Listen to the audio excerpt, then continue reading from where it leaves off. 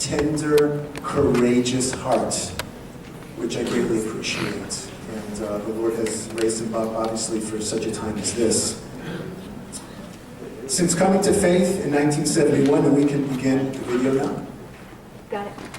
All set? Awesome team back there. Awesome team. Since coming to faith in 1971, as a 16-year-old heroin-shooting Jewish rock drummer, Dr. Michael Brown has devoted his life to fostering awakening in the church, sparking moral and cultural revolution in the society, raising up gospel laborers for the nations, and reaching out to his own Jewish people. He's the host of the nationally syndicated Line of Fire radio broadcast, the president of Fire School of Ministry, and a professor of Bible and Hebrew Studies at several leading seminaries. He has preached to more than 25 nations and is the author of 22 books and numerous scholarly and popular articles. Dr. Brown has debated Jewish rabbis, agnostic professors, and gay activists on radio, TV, and college campuses, and he is widely considered to be the world's foremost Messianic Jewish apologist. It is my pleasure to introduce Dr. Michael Brown. Michael, come.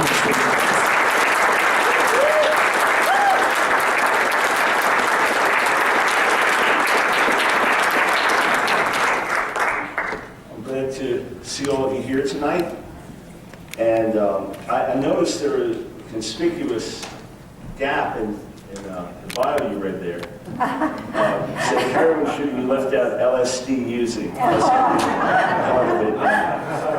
Some years ago, I was getting a life insurance policy, and a gal had to come over to our house just to do an informal questionnaire and take my weight and a few other essentials and things.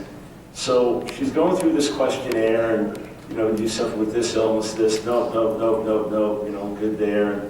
And then she's got this thing, you know, have you ever used any illegal drugs? And I said, yes. And so it's got this list. I mean, it's a comprehensive list. You know, and for those, you know the saying, if you remember the 60s, you weren't there. So you understand that. So I began to, you know, check, you know, marijuana, yes, hash, yes, amphetamines, yes, barbiturates, yes, speed, yes. And it was detailed, LSD, yes, mescaline, yeah. Now, as it's going on, this poor gal starts shaking. As she's, you know, cocaine, heroin, yeah, I know, I see she's actually shaking. And she said, date of last use, I said, December 17th, 1971. She goes, oh. She goes, you know the date? I said, it's kind of a well-known story, actually. But thank God for his mercy and his grace and his goodness. Thank you, Pastor, for hosting us here. And thank you, Jacob, for leading us in worship. I knew this was kind of just joining our hearts together before I speak, but we really could have gone somewhere, so thank you for doing that. And I just want to put out a caveat here. You have now met Stuart Gittleman, Jewish believer in Jesus. Some of you have heard Scott Volk, Jewish believer in Jesus. Don't be misled. Most of us are not so nice. We tend to be a bit more pushy and obnoxious and things, so don't be misled. Don't let Stuart and Scott be your guidelines, otherwise you will be surprised. And I did notice, even though I live in the greater Charlotte area, I noticed driving up and talking to some people on the way in, I'm very discerning, and I noticed from the accents that I was not in Manhattan. So, I'm glad to be with all of you. Now, real quick, before I get into my talk, just curious to know how you found out about the meeting tonight, because I had no idea when Stuart and his wife invited me to be part of this, who would be here, what to expect. So just curious, how many of you came here because you got an email or notice from the Gittlemans, and that's how you came here? Okay, wonderful. I mean, just we want the primary way, okay? How many of you came here because you heard about it through the church here? Okay. How many of you came here because you saw me announce it on Facebook? Okay. How many of you came here because you heard me mention it on radio? All right. How many had an angelic visitation?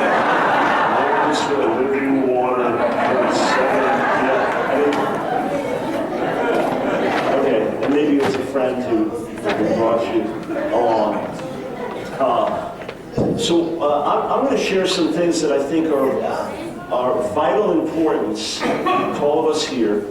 After doing that, we'll receive an offering to help with the ministry work that we do. We really are on the front lines on quite a number of vital situations, and by God's grace function as a voice of moral, cultural, and spiritual revolution. We are on national talk radio, a total of 2 hours a day, but there's only one part of the country that gets 2 hours live on radio, and that's the greater Charlotte area. In fact, Dylan, if I can just have those bookmarks to hand out, just want to give you bookmarks that will connect you with our ministry and the general website, because every week we're posting at least 2 or 3 new relevant articles on key social, moral, spiritual issues.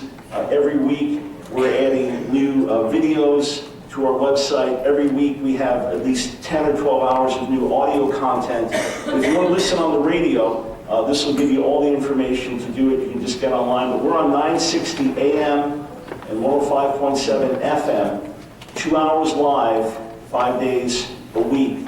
And as you give tonight, you'll be supporting us in that ministry work. If you have your Bibles, I want to turn to 1 Chronicles chapter 12.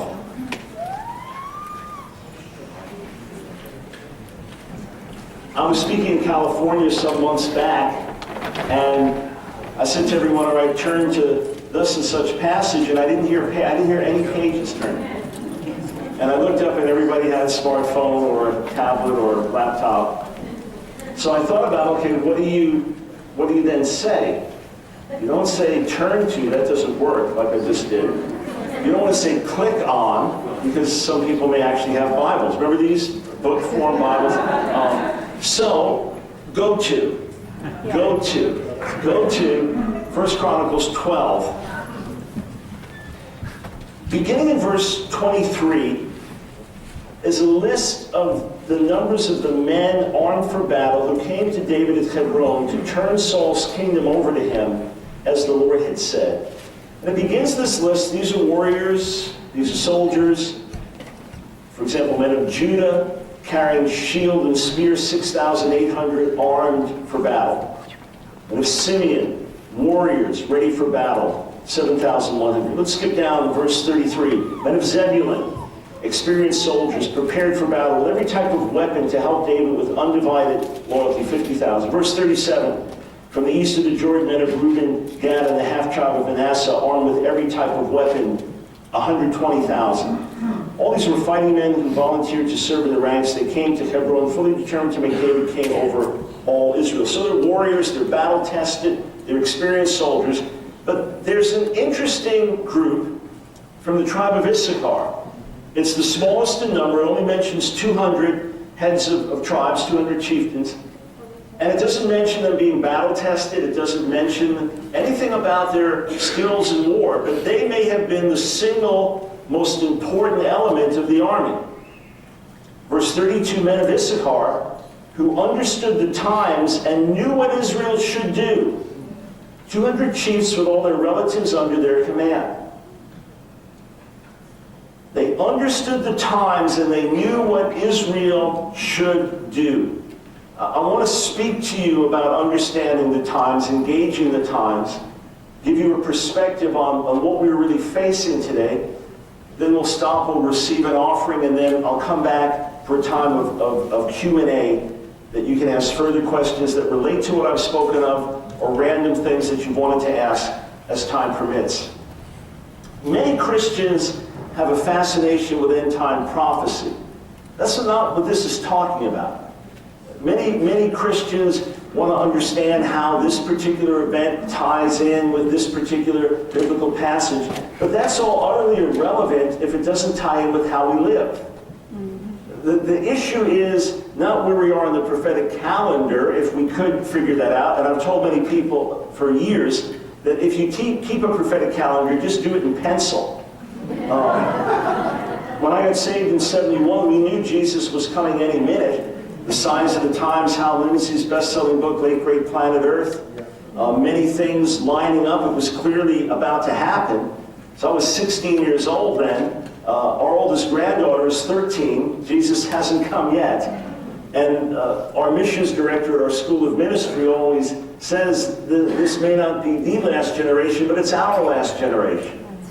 So we all have one life to live.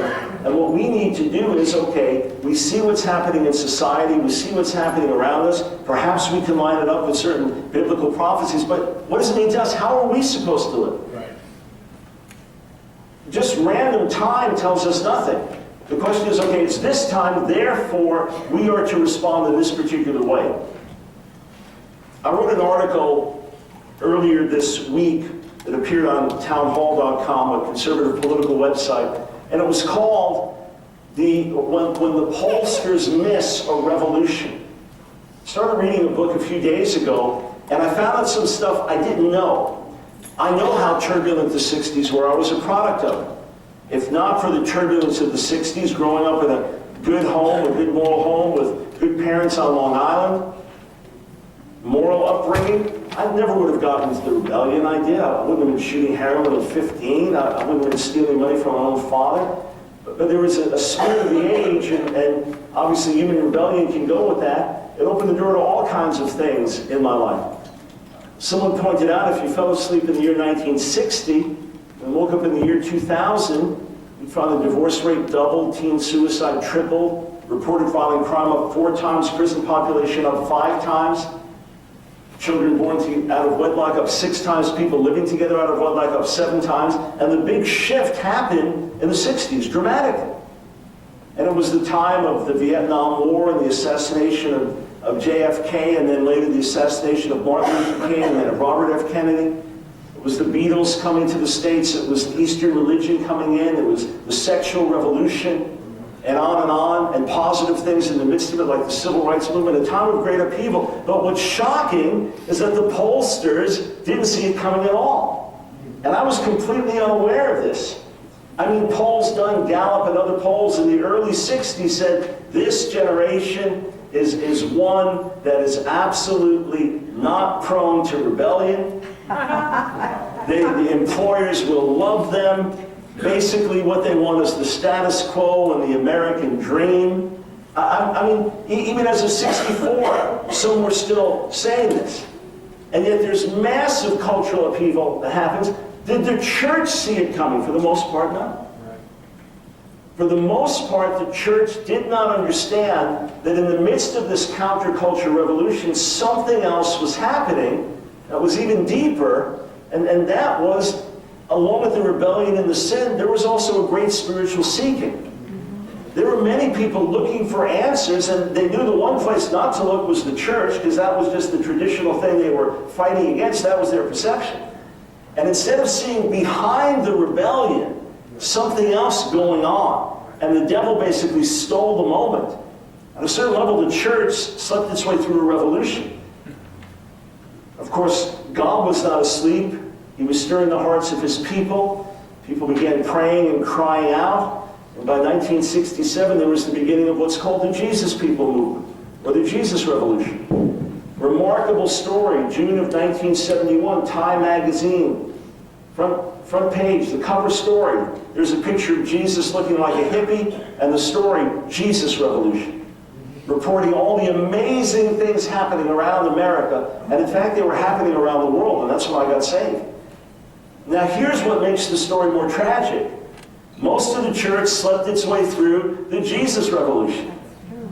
Most of the church didn't understand what was happening in the midst of the counterculture movement. Only a small group, a minority, recognized the spiritual dimensions behind it. And then as God begins saving hippies, radicals, rebels, let's just say a congregation like this, and let's say you can fit 100-something people in here. And let's say, just paint a picture, it's 40 years ago, and you got a crowd coming here, maybe you got 50 people coming here, and most of them are 60 years old and up, and suddenly one Sunday you got 11 hippies in here. And now they want to find out more. And they come in there with their beads and barefoot and all this and smelling like drugs, and they're now coming to your Bible study. It would get your attention. Something's going on. This was happening all over America. And yet very few pastors recognize this is a harvest. God's doing something supernatural. Very few really understood it. And of course it was in the days before we had all the networking and instant communication, because now, everybody would find out at the same time what's happening. Maybe it would dawn on us some more. But there was a failure to grab hold of the moment, because of which many that came to faith at that time didn't stay with it long time. And I mean, they may have gone on for a few years, but then they lost their way. There was a lack of fathering. There was a lack of new wineskins for the new wine. There was a lack of real discipleship taking place. That's what I saw happen with dear friends of mine that either led me to the Lord or came to faith after me. That many started well, but then didn't have that fathering and shepherding and right environment to help them through their struggles and answer questions, and they were gone. I've said for years that we cannot afford to sleep our way through another revolution. And sadly, what's been happening now is rather than sleeping our way through the current revolution, we are just capitulating. We are just throwing in the flag to avoid conflict. There are other scriptures, many scriptures, that talk about the importance of seizing the moment. Today, if you hear his voice, don't harden your heart. Psalm 95, quoted in Hebrews 3. Isaiah 55, verses 6 and 7, seek the Lord while he may be found. Call upon him while he's near. Let the wicked forsake his way, and the unrighteous man his thoughts. While he's moving, seek him while he's near. Hosea 10:12, the prophet urged the northern tribes of Israel, it's time to seek the Lord until he comes and rains righteousness down on you. There's a seed, you can still repent, it's not too late, but they didn't when judgment came. Zechariah 10:1, people of Israel are urged, ask the Lord for rain in the time of spring rain. There's a season for rain. The society needs it. Pray for them. Luke 19, Jesus weeps over Jerusalem. Why? He didn't understand the time of visitation. This was your moment, and you missed it, and judgment's coming. I mean, think of it, the temple was destroyed then, and it's never been rebuilt to this day. What time is it? It reminds me of a story preached in Italy many times. I got saved in an Italian Pentecostal church in Queens, New York, a logical place to bring a Jewish hippie, rock drummer, rebel. I went there to pull my friends out, and God saved me there. And I think it's just been part of my debt that he wants me to repay, that I've ministered in Italy 21 times and made the sacrifice of eating Italian food in Italy. But I was staying with some folks once, and they didn't speak much English, but they were telling me a story about one of their friends, an elder, one of the churches, very zealous. He had learned a little English, very little. And they were praying for a man one day, this husband and wife I was staying with. The man was demonized, and he fell to the floor, like in the biblical accounts, and he's laying on the floor, and they're praying over him. And this other brother comes in, very zealous, who learned just a little English. And somehow, he thought he needed, as Jesus did with the Gadarene demoniac, to find out the demon's name. Oh. And if he could find it out, he could cast it out better. And somehow he thought if he could do it in English, it would be even more powerful. So with this poor demonized man laying on the floor, he stood over him, and in the fervor of the moment, with the little English he had, it didn't come out the way he wanted. He was trying to say, what is your name? That's what he wanted to say. Instead, he stood over the man, who didn't understand English anyway, and began to yell, oh, what time is it? Oh, what time is it? It's always stuck in my head. What time is it? But I feel like it's a question that we need to be able to answer. Yes. What time is it? Do you know in just about a 10-year period that the number of people in America identifying as Christian, doesn't mean they're all Christian, but identifying as Christian, went from 85% to 75%, the last 10 years. You say, well, what happened to that other 10%? Do they now say they're agnostic or atheist? A few. Some did, sure. but the majority just say we have no affiliation. They're called the nuns, as in N-O-N-E. That they simply have no affiliation. They have been turned off to church life as they know it. They have not necessarily gone somewhere else, but they have just dropped out. We have had the aggressive assault of what's called the new atheism, which we may look at and say, the same old arguments, or who are these guys, or they're lost, or pray for them, but they have an effect especially on the younger generation. And the younger generation has also reacted against the religious right as if politics and church go hand in hand. And they reacted in such a way where they have sided with a certain cause, but not necessarily based on truth. We were in Pensacola, Florida for 7 years, 96 to 2003. My wife and I, from New York, Long Island originally, spent our first 30-something years there, preached countless times in the New York area, always have a heart for that, 3 million Jews there as well for Jewish outreach. We were praying with our team, and I really wanted to get back to the northeast, and we were praying about where God was calling us in Pensacola, and he said, go north, North Carolina. So that's as far north as we made it. And we've been in the greater Charlotte area and blessed to be here since 2003. It was in 2004 that one of my colleagues was invited to attend a gay pride event in Charlotte. And I was ministering in England at that time. And again, I'm thinking, maybe naively, but it's still Charlotte, it's still North Carolina, still part of the Bible Belt, certain level. It's not like the Northeast, it's not like California. My friend came back just shocked with what happened in the event. In those days, it was much more vulgar and in your face than it would be today. And when he came back and talked to me about this and what happened in the event, I began to get stirred, as if I lived here all my life. I just began to get stirred with this feeling, not in my city.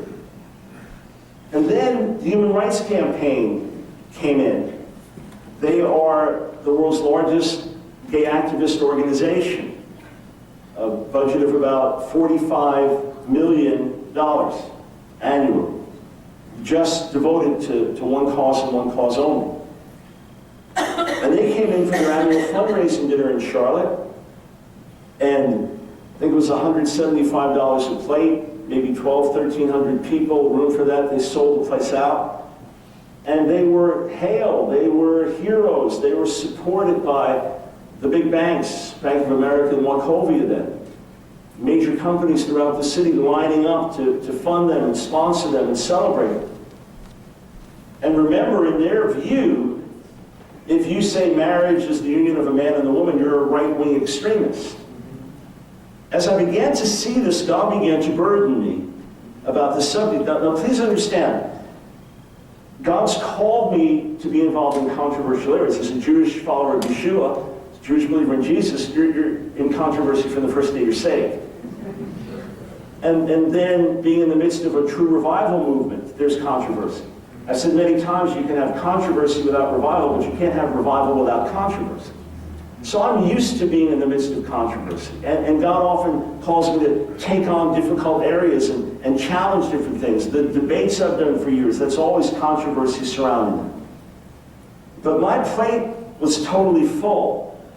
Between Jewish ministry we were doing, between preaching and ministering stateside to stir hearts for revival, between traveling to the nations. I've been on overseas ministry trips, probably 130, 140 different trips around the world.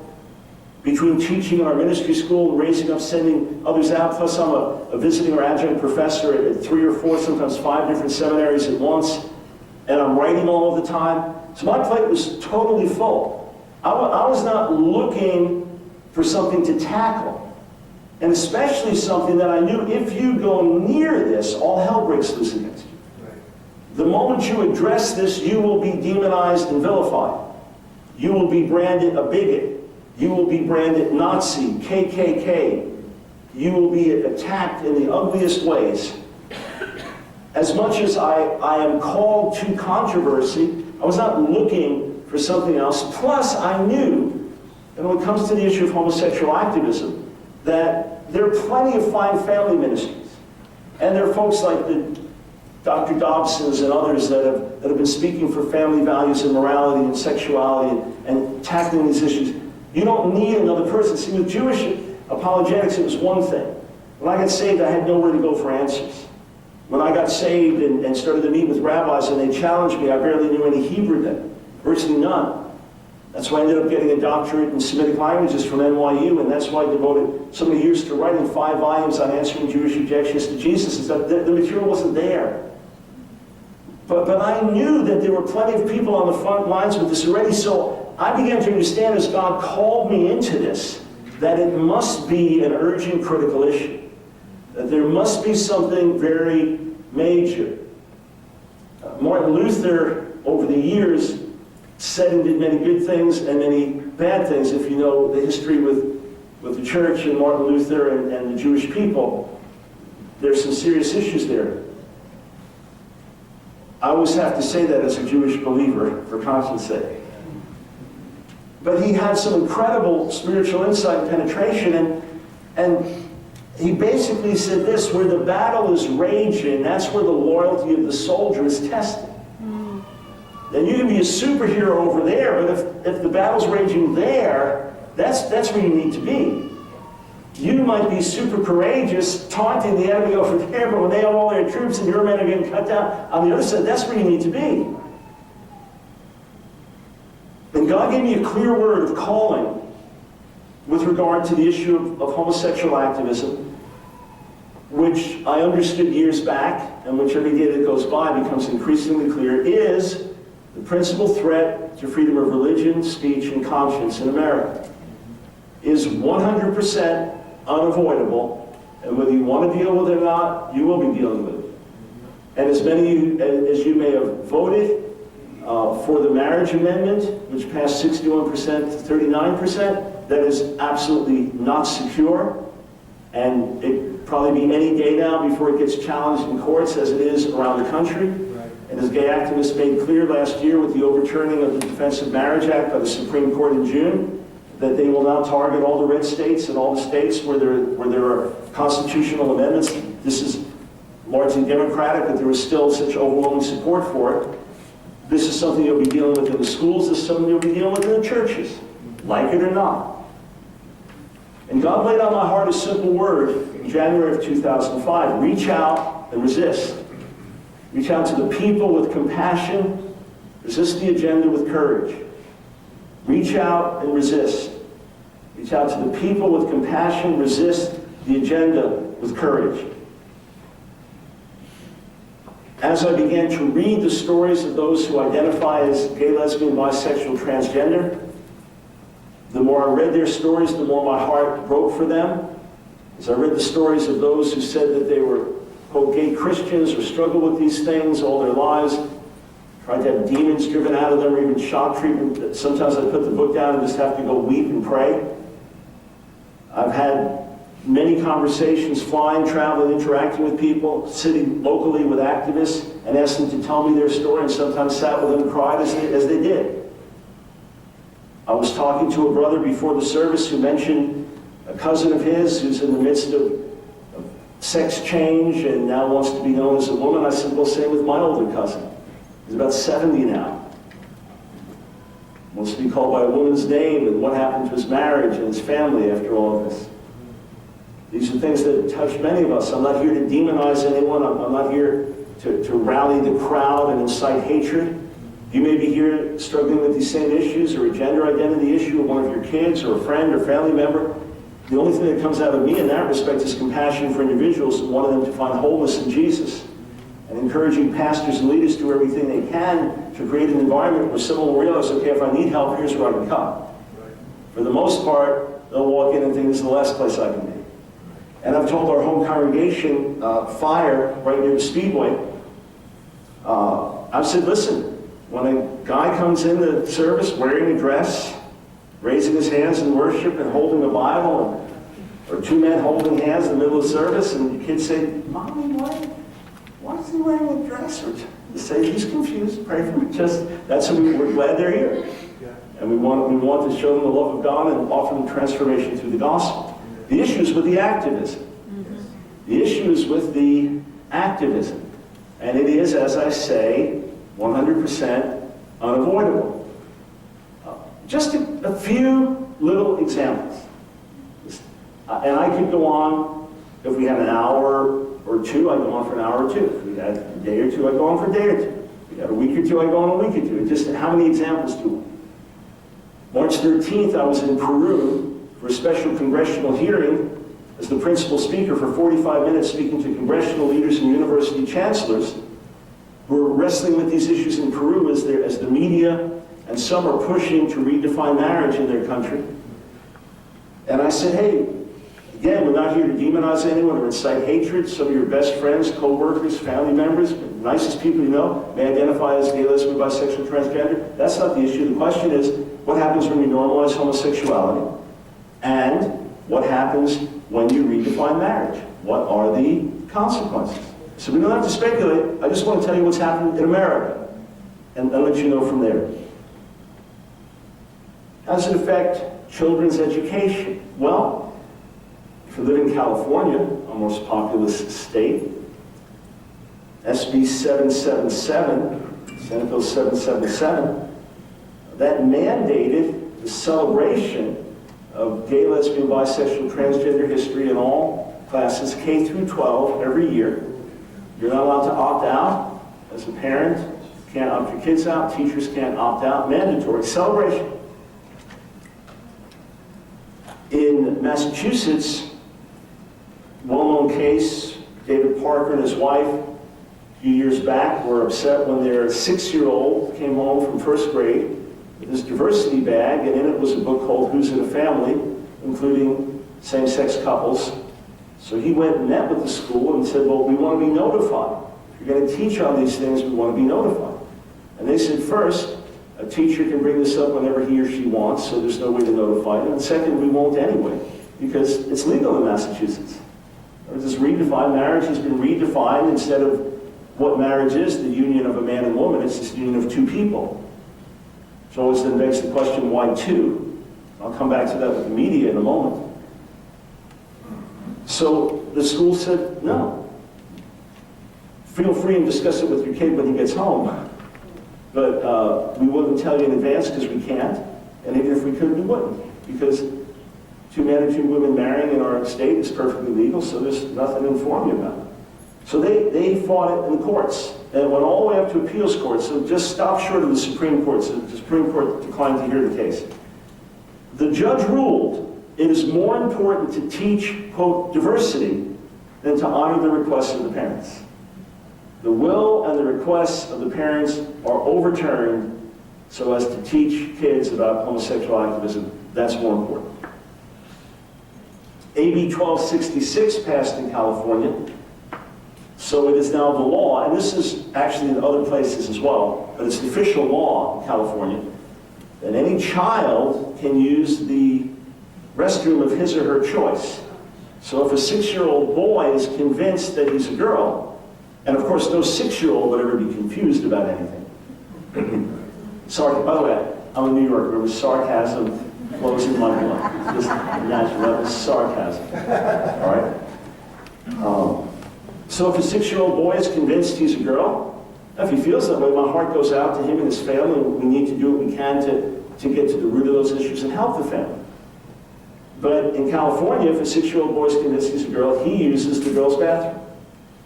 Or vice versa. No, it goes further though. That's been around for a while. The new thing is that if, say, a 17-year-old boy is convinced he's a girl, he can play on the girls' sports teams and use the girls' locker room. You say, well, surely that's not going to happen. It's already happened. It's already happened within the last 6 weeks. The young man who played, he's a man. I mean, he's a man. He's physically, biologically a man. He's born a boy. There's no ambiguity. We're not talking about someone where it's ambiguous or there's some physical issue. He played in 9th grade. As a freshman, he played on the baseball team. Now he's convinced he's really a girl, so he plays on the girls' softball team and uses the girls' locker room. This is normal in California. I'm not sure if you're aware of this, but it is official Girl Scout policy. Girl Scouts. That if a boy identifies as a girl and presents himself as a girl, he can join the Girl Scouts. This is national policy. And of course, the Boy Scouts have now reversed their policy and said that openly homosexual boys can be Boy Scouts. So remember, no one was asking about their sexual orientation, and they didn't have to volunteer. Just be a kid. Just be a kid like everybody else. Don't make anyone else uncomfortable. Just, you're welcome to participate. Right. Not only is that the case, Walt Disney.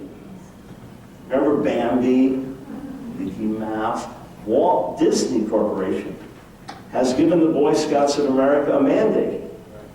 If they do not change their policy by 2015 and allow openly homosexual Boy Scout leaders, they will withdraw their funding. Walt Disney. I've had people writing to me shocked. They're watching Walt Disney Channel and children's program, and they introduced the same-sex couple, 2 moms.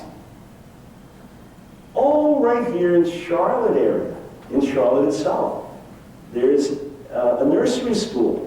So preschool for 4-year-olds, the teachers there are not allowed to address the children as boys and girls because that would be making a gender distinction. They're required to call them friends. You drop your kid off there from preschool. I know it because one of our students from our ministry school, Fire School of Ministry, taught there and ultimately had to leave. She was required to read books to them, like Heather has 2 mommies and my 2 mommies and me and stuff, and when she skipped over them and she was asked why she was skipping over them, that's one of the reasons she ultimately left. I was asked to give a talk a couple of years ago in Boone. So, a little bit further out from the city, a little bit more rural. The closer you get to bigger cities, the more liberal the ideas often are, the more sexual experimentation and things, the more rural, the less so. It's obvious reasons for it. So I'm out in Boone. I was asked by a group of pastors to address these issues. And while there, at the end of the night, different pastors began to come up to me. I was disappointed they didn't say things publicly while I was speaking because it would have added fuel to the fire. But began to come up to me, our youth group was struggling with these issues, not sure how to deal with it. Another pastor comes up to me and said, I didn't want to say this publicly because I don't want to mention school, but my daughter's in a local high school, your secular high school, non-Christian school. She's in a local high school. And one of her best friends loves to play softball. She's on the girls' softball team. But she just quit. We're talking Boone, okay? She just quit because she's the only non-lesbian on the girls' softball team. We may say, we don't have to deal with this, we don't want to deal with it. These are realities. There was a case last year in rural Georgia. Again, not talking big city, not talking Atlanta, rural Georgia. There's a woman, gave birth to her child, then determined that she was actually a man and not a woman, so she went through whatever changes to now become a man. She's no longer the mother of her child, she's the father of her child. She said in 18 months, her son, I may have this part reversed, but it's all the same. Her son began to identify as a girl at 18 months. Sarcasm coming. Surely at 18 months, you're perfectly clear on all these issues. Sorry. So when her son goes to school, she now says that her son's a boy, and her boy should be able to use the boys' bathroom. No, sorry, got it reversed. I'm confused now.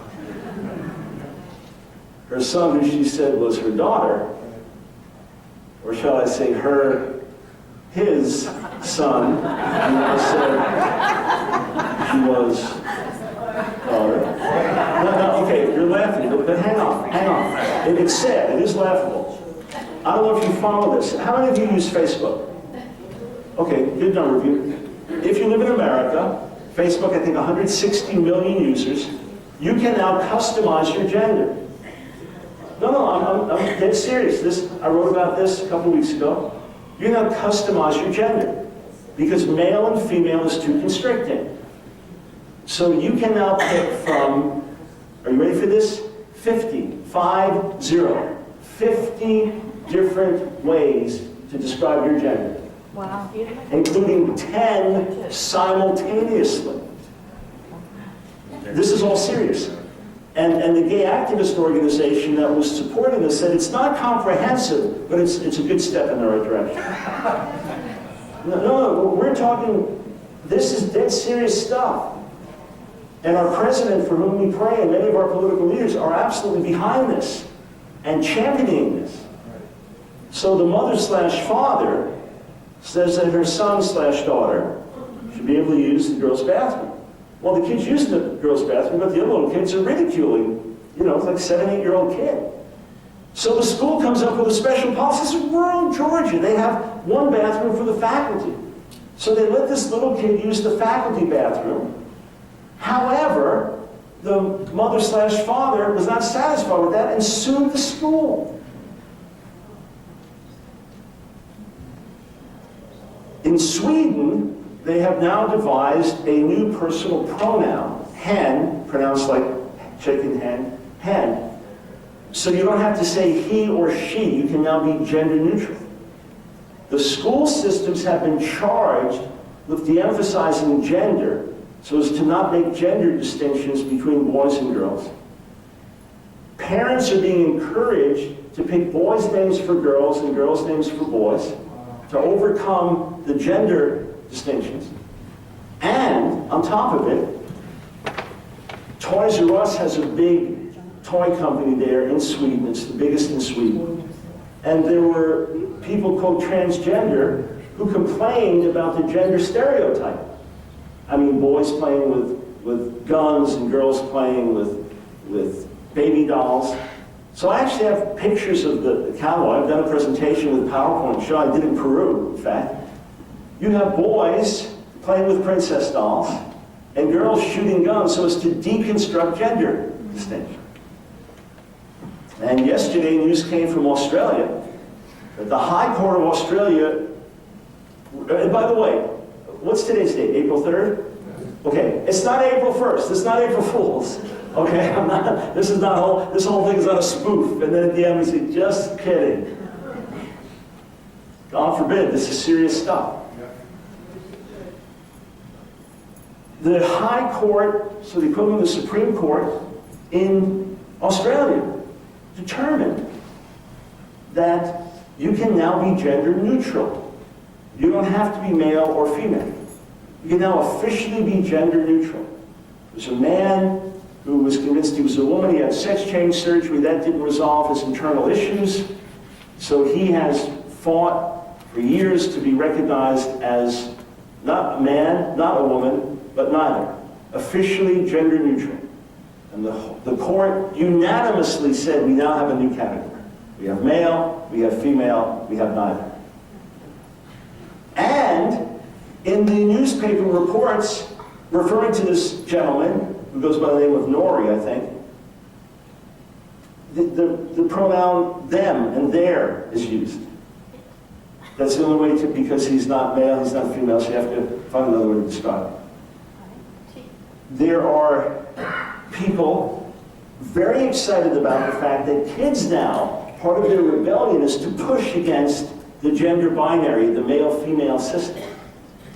And they will quite freely, I was listening to some interviews on National Public Radio that our radio producer excerpted for me, some of the transcripts, where some of the college kids will show up as male at one event and female at another event, and some would rather not even identify by human categories. They were really fascinated by one kid who said, call me tractor. I don't want to be called male or female. This is celebrated. This is wonderful. They say, no. Somebody realizes it's just like, no.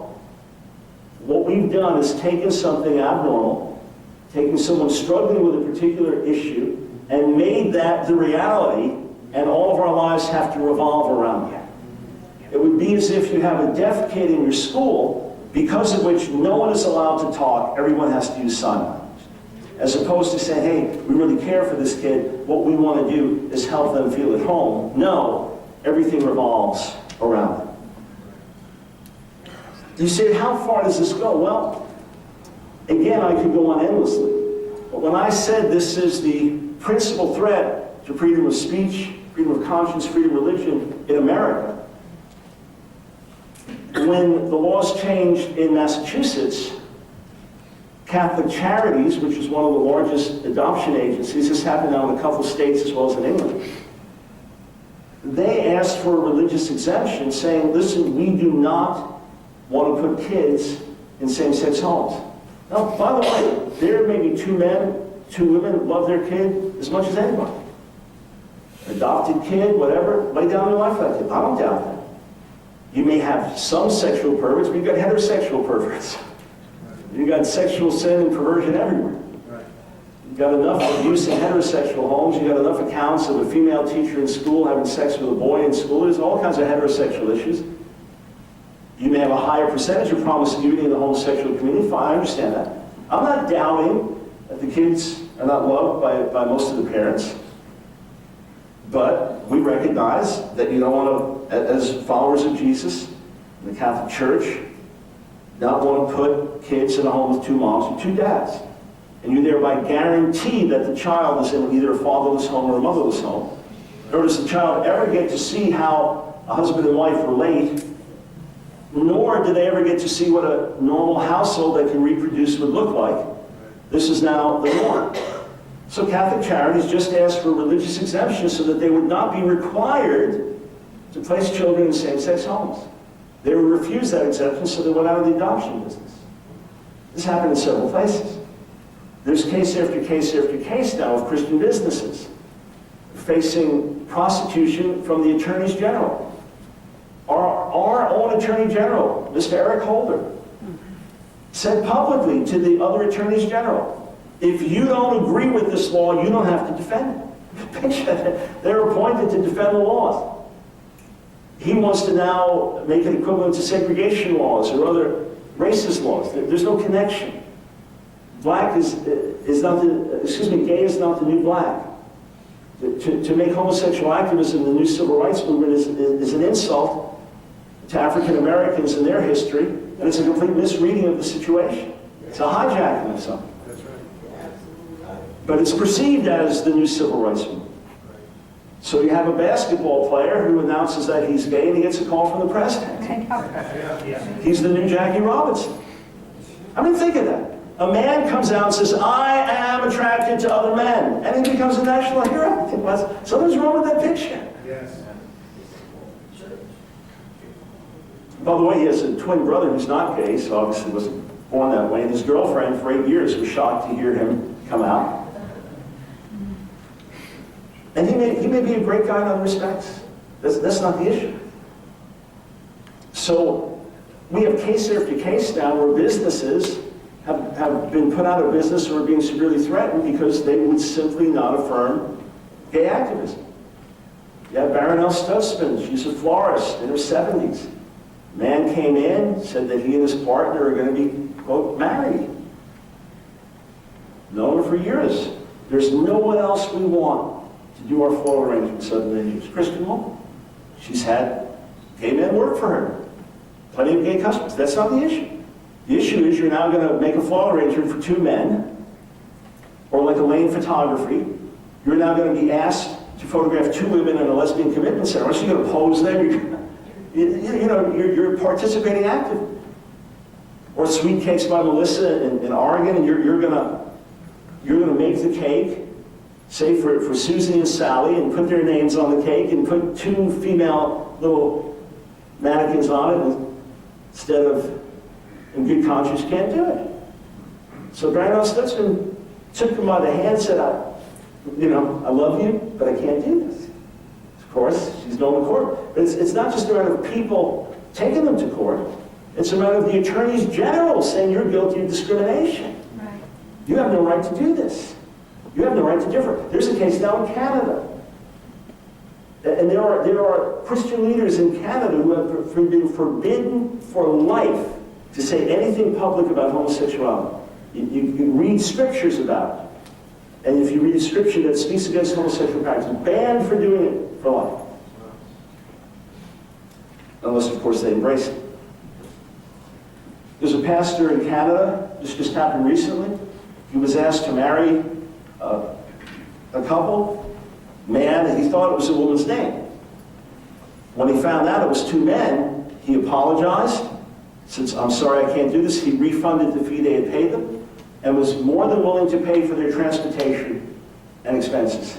But of course they decided to go to the Human Rights Council and sue him. And right now it's not decided how they're going to rule it. We don't know. But they could well come out and say you have to. The Archbishop of Canterbury in England has now said the Church of England should remove all barriers and all resistance to same-sex marriage, and we should walk in love and just do this. And if you dare differ, you will be vilified, mocked, slandered, accused, and for most, it's not worth the battle. For most, it's a peripheral issue. Why get involved? Why turn people off that want to come to our church? So what we basically do is stick our head in the sand. Right. Winston Churchill said appeasement is like feeding a crocodile and hoping it will eat you last. Gay activists have had this unspoken mantra for many years: we will intimidate and we will manipulate until you capitulate.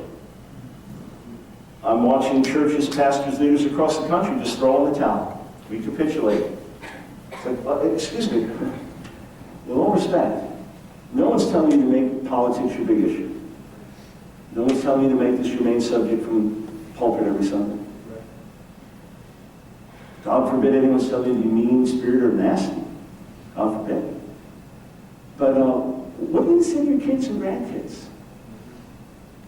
When they grow up in a society where having a meeting like this is illegal, or where the church has lost its tax exemption, which is a financial benefit and helps us do a lot of good things for the gospel, or where Christian school can choose not to teach about these things, or homeschoolers can choose not to teach about these things, what happens if they grow up in a very different world? I've not been able to trace what's happened on this case yet, but maybe about a year and a half ago, I began to read in Ontario that there was a movement against homeschoolers. So that if you are homeschooling, you cannot teach what the Bible says about homosexuality. You can talk about it in your home, but not during your homeschool time. Number one, how are they going to know? I mean, how much access are they going to have to your homes? And number two, many homeschooling families say all the time is homeschooling time. It's always class time. We're always teaching. Anytime we're doing this. In your homes. What are you going to say to your kids and grandkids? Dietrich Bonhoeffer said the ultimate test of a moral society is the kind of world that it leaves to its children. And that's the question. What kind of world are we leaving to our children? There's a very striking passage in Isaiah 39 about King Hezekiah. He was a godly king. God miraculously delivered him from the Assyrians. He was used by the Lord to bring about major national reformation. He's miraculously healed by God, given 15 more years to live. And the Babylonians, these are pagans, enemies, the Babylonians sent envoys to him to congratulate him for his recovery. Why are they there? Well, read between the lines. They had a common enemy, Assyria. Maybe we can work together to overthrow them. So Isaiah comes and says, who is here? He says, Babylonians. He said, what did you show them? Everything. Show them all of our riches. Show them everything. And Isaiah has a prophecy for him. It says this. Your sons, which in Hebrew can mean children, grandchildren, are going to go into exile in Babylon. All the stuff you show them is going to be taken into exile by them. That's the enemy. Some of your kids, grandkids, boys, they're going to go into Babylon as eunuchs. They're going to be castrated. And you know what Hezekiah says, this godly man? Some of the most shocking words in the Bible. He says, the word of the Lord is good, because he thought, there'll be peace and safety in my life. So the next generation is going to collapse. So my kids or grandkids are going to go into exile. They're going to suffer unspeakable pain and disruption, and there's going to be terrible loss of life. And praise the Lord, I'm going to be all right. What a shocker. And I see many with the Hezekiah syndrome, either sticking their head in the sand, well, Jesus will come before this is over. Hasn't happened yet. That's some of the attitude of abdication the last generation had. We're out of here. And the pro-choice folks wrongly said, the pro-abortion camp, they said, we're here. The radical feminists, we're here. Gay activists, we're here. Progressive atheists, we're here. And we want to change the country. Christians say, we're out of here. Look what happens.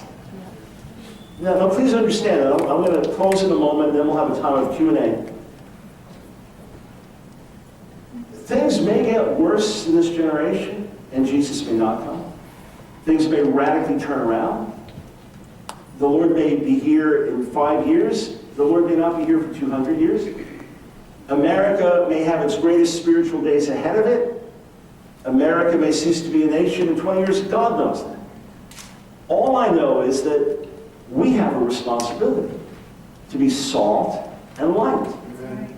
Martin Luther King said the church must be reminded it's not the master of the state or the servant of the state, but the conscience of the state. Mm-hmm.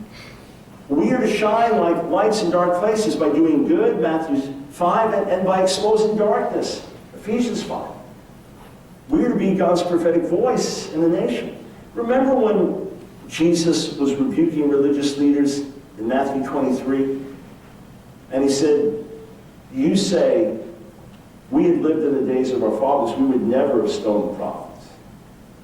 And he said, now you're confessing that you're the children of those who stoned the prophets. And of course, they want to kill Jesus. Well, how many of us say, oh, if I, we condemn the slavery of the past. If I had been there, I would have done something. I would have stood up. I would have gone against the grain. Like, well, we got the slaughtered 55 million babies in the womb. Most of us haven't done much about it over our lives. Now we have this massive cultural change coming through homosexual activism. And most of us would rather be on the sidelines or out of that battle. It's easy to condemn other generations when we weren't there. Here we are. What are we going to do? And again, this is something we can't avoid. So when we talked about this initiative, we were going to have it earlier in the year. It was right after the Duck Dynasty controversy. I was on Piers Morgan as a result of that, dealing with these issues. And here you have Phil Robertson. Well, I wouldn't have said things the same way he did. But his comments about sexuality, what he said was pretty basic in terms of a biblical perspective on right and wrong. And now, of course, A&E caved because of the mighty dollar. But he gets suspended for making comments. When you have every kind of crazy show on TV, look, there's now a children's cartoon called She's Out. It's about a little boy who becomes a superhero, and when he says she's out, he becomes a girl. He goes from boy to superhero girl. I don't watch these shows, but maybe you've got young teenagers that watch Glee and things like that. Watch. See what's actually on there. See what's being advanced. And if you haven't noticed, again, I don't watch these things, but I track them. Some years back, Queer Eye for the Straight Guy, shows like that. And then on some of the cable networks, Queer as Folk and the L Word about homosexuality. Well, what are the networks pushing now? Big Love? Sister Wives? Newest show, My Five Wives, polygamy. This is being celebrated in Utah. A judge in Utah recently shot down part of the polygamy prohibition. Same shows, same networks that were celebrating homosexuality. What are they celebrating now? Married and dating, polyamory, multiple loving relationships. Right. And people watch these by the millions. According to Newsweek magazine a few years ago, there are at least 500,000 Americans involved in polyamorous relations now. So that could be 3, 4, 5, all different arrangements of people living together and married and dating and whatever. The good news is that God's ways are best, and that God's not perturbed or surprised. The bad news is that most of the church is still not woken up to reality. And what we need to do is we need to be even more serious about living for Jesus and the gospel than those are who have other values. Yes. I did a lecture at the Blumenthal Performing Arts Center back in 2007. We did 5 nights of lectures, and one of them was called What the Church Can Learn from the Gay and Lesbian Community. And one of the points was simply this, that we are, a lot of us go to church one day a week and then read the Bible, pray a little bit, and try to live a better life. That's not going to change the world. Going to service, even having a great service and hearing a great message and singing great songs, that's not going to start a revolution. That's not going to advance the Great Commission. Whereas you have someone who identifies as gay or lesbian, that's who they are. They don't go to a gay meeting once a week. That's who they are. For them, this is their life. This is being accepted. This is having the same rights as everyone else, and so on with others. What we need to do is make a determination that through getting our own houses in order, through godly living, through beginning to really seek the Lord for renewal and awakening, and then for being aggressive with the gospel, preaching the gospel, speaking the truth in love. The big issue is not homosexuality. The big issue is not atheism. The big issue is sin. Right. And the great answer remains the cross. Amen. That we need to be more unashamed of Jesus than the activists are of their causes. If folks can be out and proud of things that a generation ago were considered downright shameful, how much more should we be out and proud about the Savior? I'm encouraged because I know God's at work. I'm encouraged because I've been warning for years, and now it's becoming harder and harder to avoid the warnings. Last week, World Vision. How many of you follow that? Only some of you. We actually broke the news on my radio show before it broke in other news outlets. World Vision, premier evangelical Christian social agency for feeding the poor and helping the needy.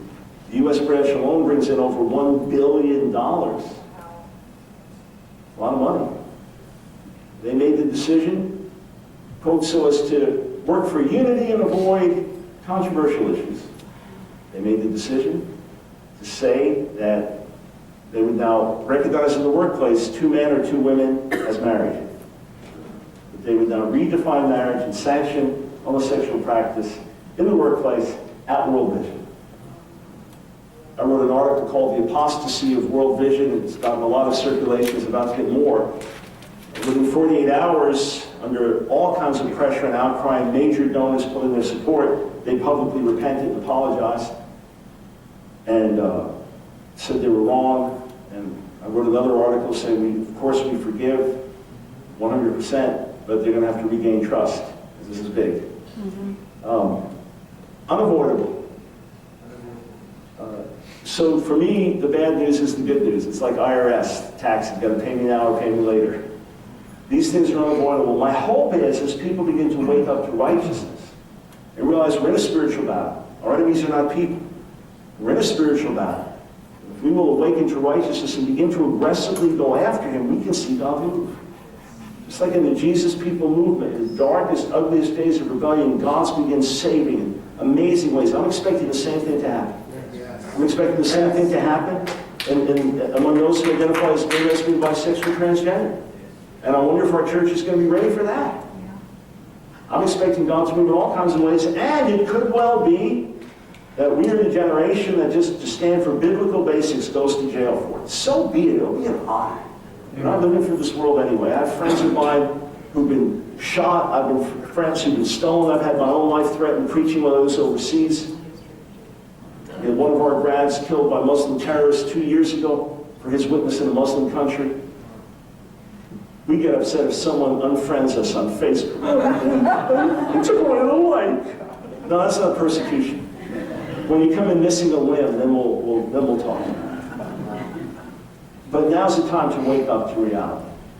And and by the way, I'm not saying gay activists are out to kill us. Okay? Please don't mistake what I'm saying. But there is real persecution all around the world. And for sure in our country, those who came out of the closet want to put us in the closet. Yeah.